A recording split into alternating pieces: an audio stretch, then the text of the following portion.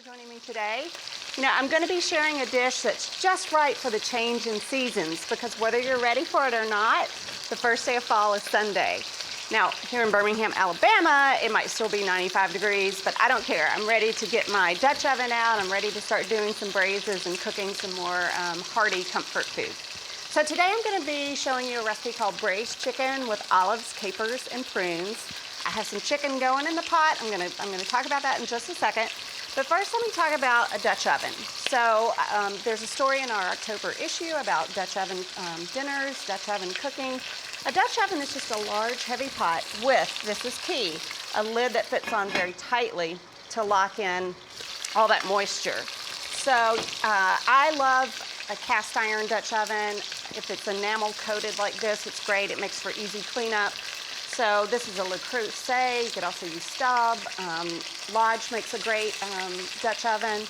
But it's a really wonderful piece of equipment to invest in, because you will have it for your whole lifetime and can even pass it down to another generation. So I have chicken thighs going. Now I'm making a half recipe here just for demo purposes.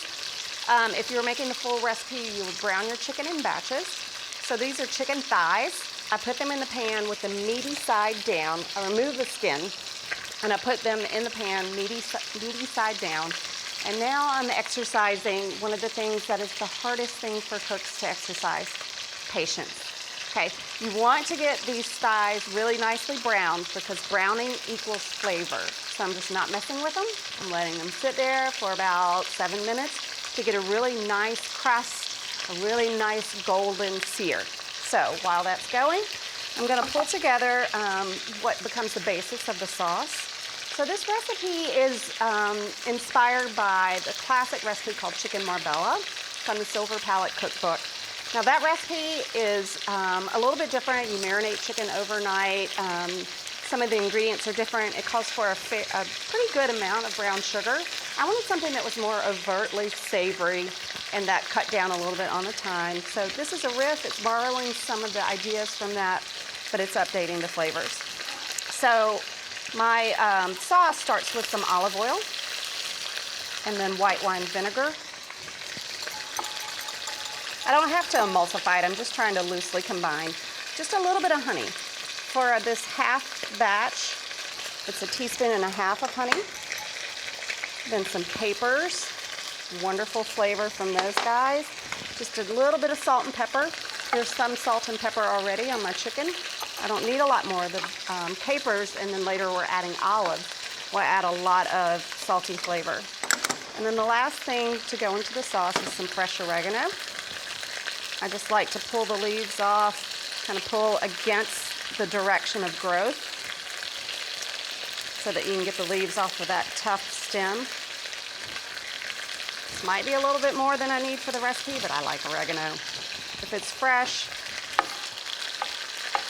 even if you use a little bit more than we call for, well, this might be about right. It'll be okay. Hey, and quick question. Could you substitute dried oregano? That's a great question. Absolutely, you could substitute dried oregano here. I would use about 1/3 to 1/2 of what we call for with fresh, because it's going to be a more concentrated flavor since it's dried.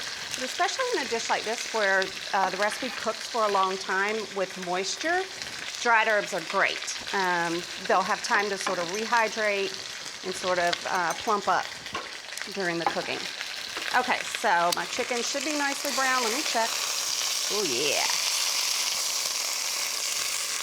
Looking good. You don't have to brown on the other side. You can if you want, but it's not really necessary. Now when you brown skinless chicken thighs, it almost forms like a skin on the chicken. And you would swear sometimes that there was skin on the chicken, even though there may not be. So some of these pieces got really deeply browned. All of that translates to flavor. So I'm going to add in some garlic cloves. For a half recipe, you need 8 cloves. Let me turn this down for a second. I'll turn it back up in a minute. So don't freak out about the number of garlic cloves. They're going to cook a long time. They're going to mellow out. I have some already here in the bowl, and I just wanted to show you when I'm trying to have whole garlic cloves, you know how you typically try to separate the skin from the garlic clove by banging on it with a knife. I find that when I do that, sometimes I don't know my own strength and I end up kind of crushing the garlic clove. I want to keep these intact, so I just kind of press down with my hand until I hear a pop. And that should be enough to get the skin separated so that it's easy to peel off. Should be. No, that's pretty good. So that way you're not sort of mangling your garlic cloves. They still stay nice and whole, so they have a nice presence in the dish. When you come across these after the dish braises in the oven for about an hour, they're really soft, they're kind of sweet, great flavor. Okay, clear that off. And then when you're working with garlic cloves, you know how there's always that bit at the end that's a little bit dried. I always trim that off. A little classier to trim it off. No one wants that little dried bit of garlic.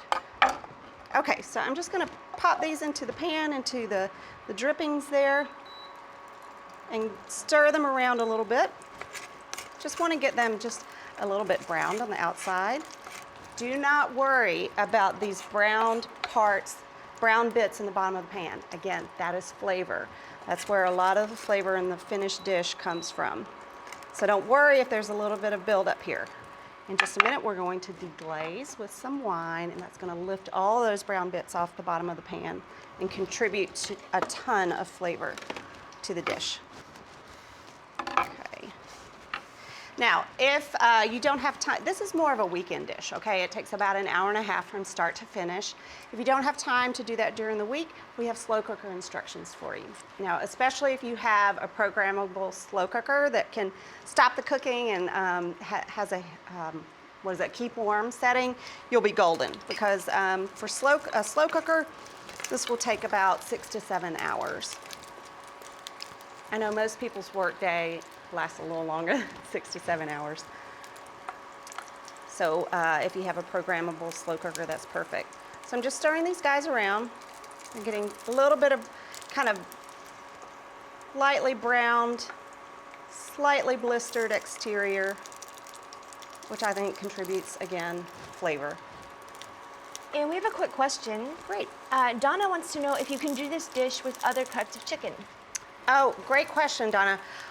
You know, you could definitely, I would say, ideally, I would recommend dark meat chicken. So with braising, you want typically a cut that has a little bit more fat in it so that it doesn't dry out. So my first recommendation, if you're not using the thighs, would be to use drumsticks. They're great. Drumsticks are so wonderful. They're inexpensive. Kids love them. You can also certainly do this with chicken breasts. They tend to be a lot larger. If I was working with a bone-in breast, I would cut it in half, cut each one in half. And then you may want to adjust the cook time. Breasts tend to, because they're so lean, they tend to dry out a little bit. That's a great question. Okay, so I've just gotten a little bit of browning on these garlic cloves, and now I'm going to add in some white wine. A dry white wine, my go-to is always Sauvignon Blanc. I like to drink it. I like to cook with it. So, okay. Now you put it in the pan, and then carefully, so that you're not getting burned by the steam, you just want to stir and scrape those brown parts, brown bits off the bottom of the pan. Again, that is where so much of the flavor is. And you're also cleaning the pan in a way. Cleaning those stuck-on bits. And I'm sorry, another question. Yeah, great. Anita wants to know if you can use something other than wine. Yes, absolutely. Great question. If you would rather not use wine, you can use an equal amount of chicken stock. Typically, I would say add a little bit of vinegar, but we have vinegar in our sauce here that I've already mixed up. So I think you'd be fine just to go straight chicken stock. That's a great question. Typically, when you're substituting chicken stock for wine, you want to add a little bit of vinegar just to kind of replicate the flavor that you're going for with the wine. But we have some vinegar in here, so it should be okay. I'm going to toss in a bay leaf. Again, I'm working with half the recipe, so full recipe would be 2 bay leaves and 16 garlic cloves. I'm cooking this just until the wine has reduced by about half. Just eyeball it, just see. That's going to cook off some of the harsh alcohol vapors if you will, and make for a more balanced sauce. Okay, now I'm gonna add in prunes. That's right, prunes. I think they're called dried plums now. Prunes are lovely. They are so delicious. They are soft, they're chewy. They add a lot of complexity to this dish. I'm also adding in some Castelvetrano olives. I like these olives because, to quote my producer Rebecca, they taste like butter. They are so buttery. They also have a little bit less sodium than some of the other olives you might find. But certainly if you can't find these olives in your grocery store, by all means, use any olive that you love. A briny green olive would be perfect. Now these are not pitted. You can use pitted olives. If you're using unpitted olives, just warn your family. My kids know now to ask. Even if they see the little hole and they can see through the olive, they still ask, do these have pits? So they know to always ask and to be a little careful. Okay, now I'm gonna add the chicken back to the pan. Again, the chicken is far from done. It's far from cooked through, but it's gonna go in the oven for about an hour.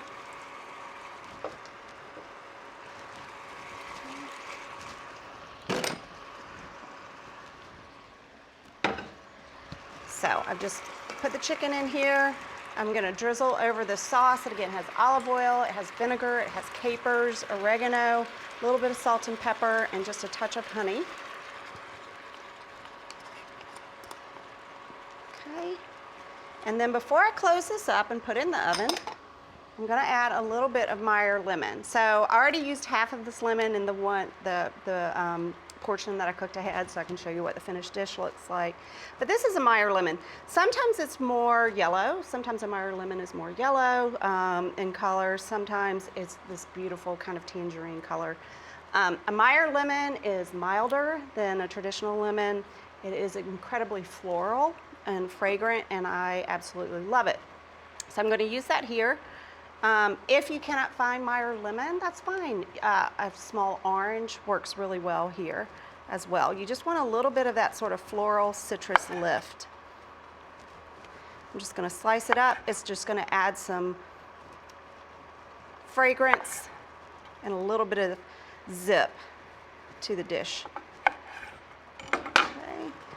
Pull out any seeds here just so they're not floating around in the sauce. I'm just going to tuck these in. And then the whole dish gets covered up, again with the Dutch oven. You want that tight fitting lid, and it's gonna go into the 350-degree oven. You're gonna cook it covered for 40 minutes. You're gonna uncover it and let it cook for 10 to 15 minutes until the sauce gets really glossy. So I'll show you what it looks like here in just a sec. And we have a quick question. Oh, great. You may be getting to this, but Julie wants to know what you would recommend to serve with this dish. Oh, yes. That is a great question, and I am going to show you my favorite way to serve it. Okay, so let me show you what this looks like. Here's a finished version. Beautiful brown chicken, a little bit of nice sort of thick, glossy sauce in the bottom. So you can serve this over rice, you can serve it over farro, over polenta. My favorite way in my house, it's always mashed potatoes. So I have some here. I'm gonna dish this up so you can see what it looks like. Like I said, in the Dutch oven, this comes together in an hour and a half. It may be a bit much for a weeknight, but again, just know that we have the slow cooker instructions, so if you do wanna make this on a weeknight, you can. Also, it's a great Saturday or Sunday dish. I can tell you, I developed this recipe. I tested it out on my family. They loved it so much they have asked for it repeatedly. So it's kind of become a staple in my house. My kids really like it. Okay, so let me get a thigh. So I have a nice little bed of mashed potatoes here. There's a thigh. Look at this wonderful, these garlic cloves just get so soft. They're really lovely, really kind of buttery. Buttery's the word. The olives are buttery, garlic cloves are buttery. Throw a couple of prunes in there. You want to get that sauce. You see the texture of this sauce? It just is so perfect. And it has all the flavors then from the Meyer lemon, from the olives, from the capers. It's a really lovely dish. If you wanted to finish it with some fresh oregano, you could, or you know what? You can just serve it like this and dinner is done. So thank you so much for joining me. That is a great sort of transitional dish to get you thinking more towards fall.